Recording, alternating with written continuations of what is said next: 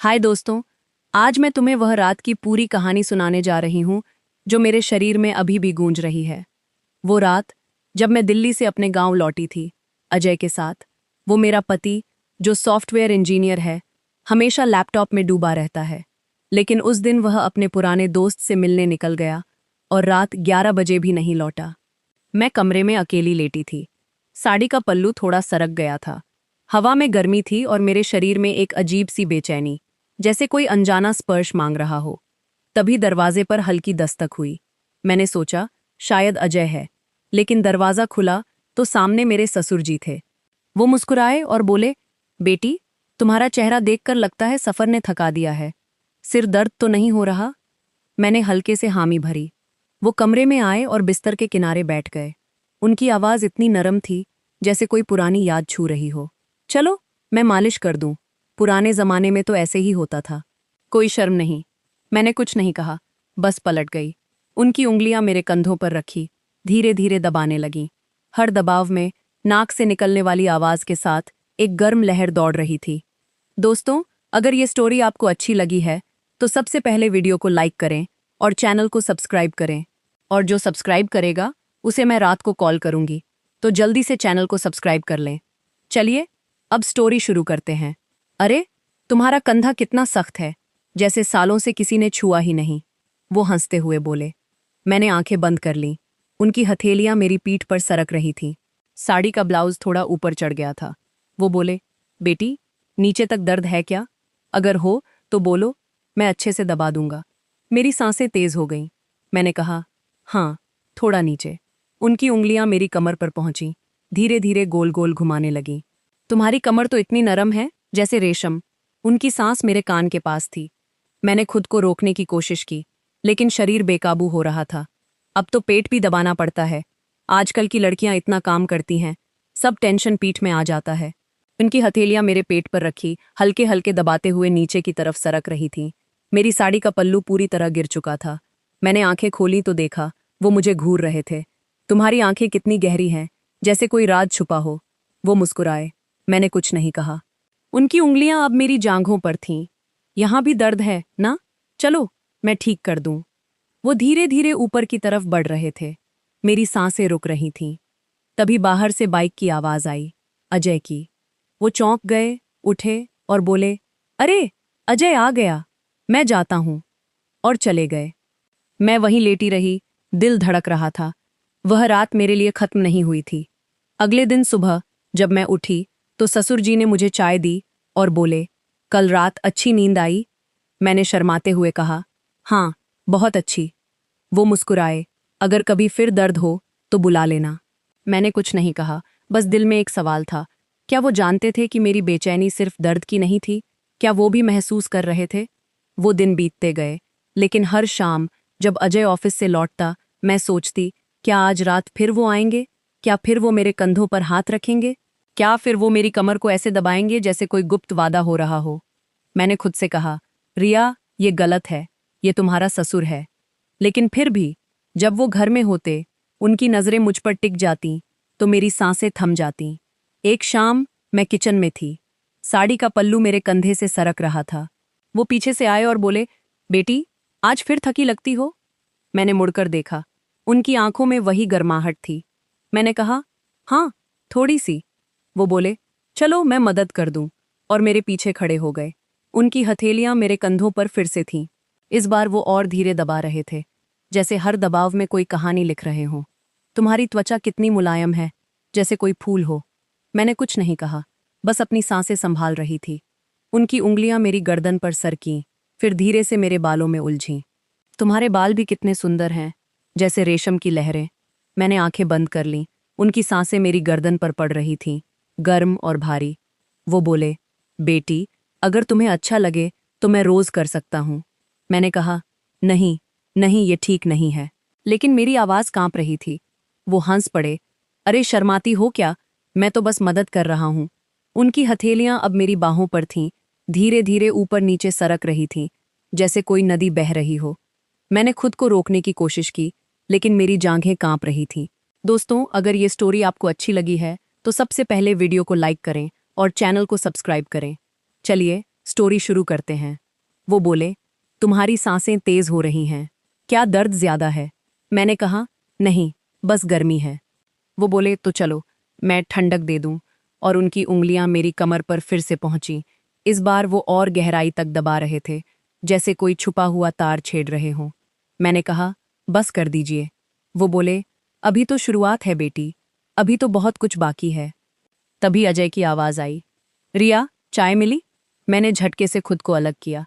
वो मुस्कुराते हुए चले गए, लेकिन उनकी आंखों में वो चमक थी, जैसे कोई वादा हो। उस रात मैं सो नहीं पाई। मैं सोचती रही, क्या मैं गलत हूं? क्या वो जानबूझकर ऐसा कर रहे हैं? क्या मैं भी चाहती हूं कि वो फिर आएं? अगले दिन मैंने साड़ी को थोड़ा ऊंचा बांधा, जैसे कोई इशारा हो। वो घर में थे, उनकी नजरें मुझ पर टिकीं। मैंने चाय बनाई और उन्हें दी। वो बोले, बेटी, आज तुम्हारी साड़ी कितनी खूबसूरत लग रही है। मैंने शर्माकर मुस्कुराई। वो बोले, चलो आज भी मालिश कर दूं? मैंने कहा, नहीं, आज नहीं। लेकिन मेरी आंखें कह रही थीं, हाँ। वो बोले, क्यों, डर रही हो? मैं तो बस तुम्हारी देखभाल कर रहा हूं। मैंने कहा, ठीक है, लेकिन सिर्फ कंधे तक। वो मुस्कुराए और मेरे पीछे आ गए। इस बार उनकी उंगलियां और धीरे धीरे चल रही थीं, जैसे कोई गाना बज रहा हो। मैंने आंखें बंद कर लीं। उनकी हथेलियां मेरी पीठ पर थीं, फिर कमर पर, फिर जांघों पर। वो बोले, तुम्हारी जांघें कितनी मजबूत हैं, जैसे कोई मूर्ति हो। मैंने कुछ नहीं कहा, बस महसूस कर रही थी। उनकी गर्माहट मेरी त्वचा में घुल रही थी। वो बोले, अगर तुम्हें अच्छा लगे तो मैं नीचे तक कर सकता हूं। मैंने कहा, नहीं, नहीं। लेकिन मेरी आवाज में कोई दम नहीं था। वो बोले, फिर भी मैं कर दूंगा, बस थोड़ा सा। और उनकी उंगलियां मेरी जांघों के अंदरूनी हिस्से पर पहुंची, धीरे धीरे दबा रही थीं, जैसे कोई राज खोल रही हों। मैंने सांस रोकी। वो बोले, तुम्हारी सांसें कितनी तेज हैं, क्या तुम्हें भी अच्छा लग रहा है? मैंने कुछ नहीं कहा, बस अपनी आंखें बंद रखीं। वो बोले, बेटी, मैं जानता हूं तुम्हें क्या चाहिए। मैंने कहा, नहीं, आप गलत समझ रहे हैं। लेकिन मेरी आवाज कांप रही थी। वो हंस पड़े, अरे बेटी, मैं पुराना आदमी हूं, लेकिन दिल तो जवान है। उनकी उंगलियां अब मेरी कमर के नीचे सरक रही थीं, जैसे कोई लहर उठ रही हो। मैंने खुद को रोक लिया, बस हो गया। वो बोले, अभी तो बहुत कुछ बाकी है। मैंने कहा, नहीं, अब नहीं। वो उठे और बोले, ठीक है, लेकिन याद रखना, मैं हमेशा तैयार हूं। और चले गए। मैं वहीं खड़ी रही। मेरी सांसें अभी भी तेज थीं। मैं सोच रही थी, क्या मैं सच में चाहती हूं कि वो फिर आएं? क्या मैं सच में उनकी उंगलियों को फिर महसूस करना चाहती हूं? अगले कुछ दिन ऐसे ही बीते।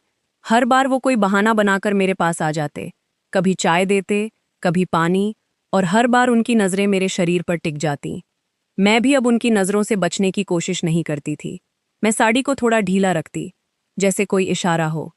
एक रात अजय फिर दोस्त के पास गया। मैं कमरे में लेटी थी। दरवाज़ा खुला, वो आए। बेटी, आज फिर अकेली हो? मैंने कहा, हाँ।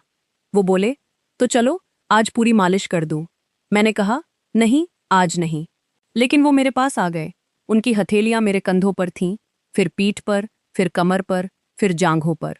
इस बार वो और धीरे धीरे दबा रहे थे, जैसे कोई जादू हो रहा हो। वो बोले, तुम्हारी त्वचा कितनी गर्म है, जैसे कोई आग जल रही हो। मैंने कहा, आप क्या कर रहे हैं?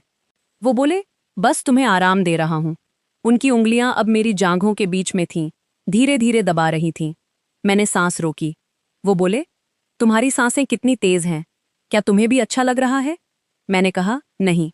लेकिन मेरी आवाज झूठी थी। वो बोले, झूठ मत बोलो बेटी, मैं जानता हूं तुम क्या चाहती हो। उनकी उंगलियां और गहराई में सरक रही थीं, जैसे कोई गुप्त जगह ढूंढ रही हो। मैंने खुद को रोकने की कोशिश की, लेकिन शरीर नहीं मान रहा था। वो बोले, बस थोड़ा और। मैंने कहा, नहीं। लेकिन मेरी आवाज में कोई ताकत नहीं थी। वो बोले, तुम्हारी आंखें बंद हैं, तुम्हारी सांसें तेज हैं, तुम्हारा शरीर कांप रहा है। क्या ये सब दर्द है? मैंने कुछ नहीं कहा, बस महसूस कर रही थी। उनकी गर्माहट मेरे अंदर घुस रही थी। वो बोले, बेटी, मैं तुम्हें वो खुशी दूंगा जो अजय नहीं दे पाता। मैंने कहा, नहीं। वो बोले, क्यों नहीं? गलत क्या है? बस एक स्पर्श है, बस एक गर्माहट है। मैंने कहा, लेकिन मैं आपकी बहू हूं। वो बोले, और मैं तुम्हारा ससुर हूं। लेकिन रात में सब भूल जाते हैं। उनकी उंगलियां अब मेरी कमर के नीचे थीं, धीरे धीरे सरक रही थीं, मैंने आंखें खोली और देखा, वो मुझे देख रहे थे। उनकी आंखों में आग थी। वो बोले, बेटी, अगर तुम चाहो तो मैं रुक सकता हूँ। मैंने कहा, रुकिए, लेकिन मेरी आवाज़ में कोई विश्वास नहीं था। वो बोले, तो फिर मैं जारी रखूं?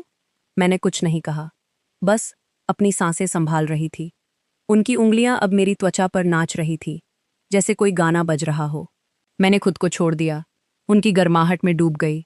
वो बोले, बेटी, तुम कितनी सुंदर हो, तुम्हारा शरीर कितना नरम है, जैसे कोई फूल हो। मैंने कहा, बस कर दीजिए, लेकिन मेरी आवाज़ में कोई दम नहीं था। वो बोले, अभी तो बहुत कुछ बाकी है। उनकी उंगलियां अब मेरे सबसे नाजुक हिस्से पर थीं, धीरे धीरे दबा रही थीं। मैंने सांस रोकी। वो बोले, तुम्हारी सांसें कितनी तेज हैं, क्या तुम्हें भी अच्छा लग रहा है? मैंने कहा, हाँ। वो बोले, तो फिर मैं जारी रखूं? मैंने कुछ नहीं कहा, बस अपनी आंखें बंद कर लीं। उनकी उंगलियां अब मेरे अंदर की गहराई तक पहुंच रही थीं, जैसे कोई राज खोल रही हों। मैंने खुद को छोड़ दिया, उनकी गर्माहट में डूब गई। वो बोले, बेटी, अब तुम मेरी हो। मैंने कहा, नहीं, लेकिन मेरी आवाज़ में कोई ताकत नहीं थी। वो बोले, हाँ, तुम मेरी हो। मैंने कुछ नहीं कहा, बस महसूस कर रही थी। उनकी उंगलियां मेरे अंदर की हर जगह को छू रही थी, जैसे कोई जादू हो रहा हो। वो बोले, बेटी, अब तुम्हें वो खुशी मिलेगी जो तुम्हें सालों से नहीं मिली। मैंने कहा, बस कर दीजिए, लेकिन मेरी आवाज़ में कोई दम नहीं था। वो बोले, अभी तो शुरुआत है। उनकी उंगलियां अब और तेज हो गईं, जैसे कोई तूफान आ रहा हो। मैंने सांस रोकी। वो बोले, बेटी, तुम्हारा शरीर कितना गर्म है, जैसे कोई आग जल रही हो। मैंने कहा, बस हो गया। वो बोले, अभी नहीं, अभी तो बहुत कुछ बाकी है। उनकी उंगलियां अब मेरे सबसे संवेदनशील हिस्से पर थीं।